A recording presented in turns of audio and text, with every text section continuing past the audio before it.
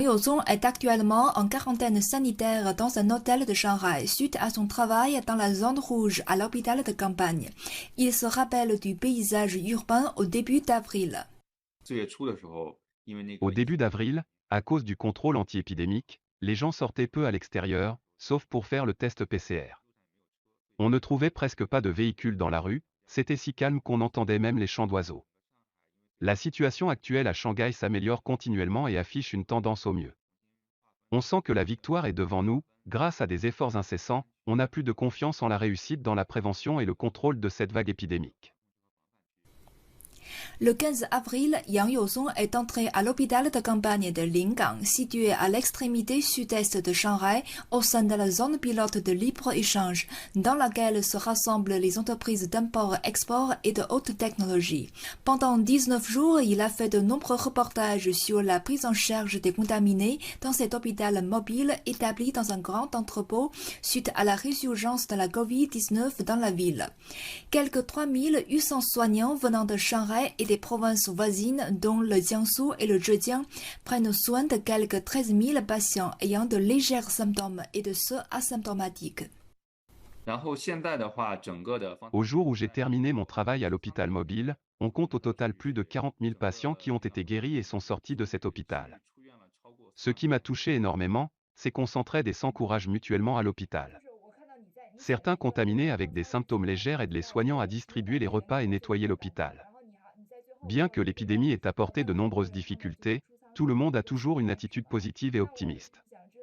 Un ouvrier de port m'a déclaré qu'il voulait bien travailler, gagner plus d'argent après sa guérison en espérant vivre une vie meilleure. On est en plein d'attentes pour l'avenir. Selon une source officielle locale, plus de 70% des quelques 1800 grandes entreprises à Shanghai ont repris le travail et la production dans le contexte de résurgence de la Covid-19. Yang Youzong, qui suit de près le processus de la reprise de la production à Shanghai, nous montre ses constatations.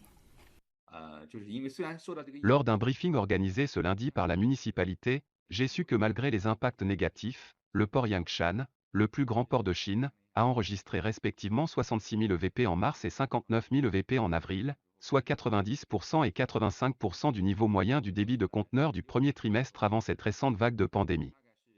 Le long des chemins desservant l'hôpital mobile, j'ai vu de plus en plus de camions chargeant les conteneurs. Cela montre, d'un côté, la reprise en continu de la logistique et du fonctionnement des entreprises à Shanghai. Les entreprises étrangères installées à Shanghai sont elles aussi parvenues à résister aux épreuves de la pandémie.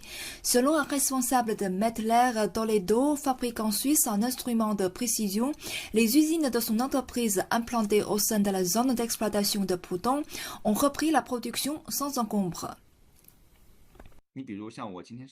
Lors de l'interview, ce responsable m'a indiqué que la capacité de production des usines à Pudong n'était qu'à 10% de la capacité de conception au moment du pic des retombées de la Covid-19. Pour le moment, la production a retrouvé son niveau d'avant la recrudescence de l'épidémie. La Covid-19 a eu en effet des impacts sur les chaînes d'approvisionnement.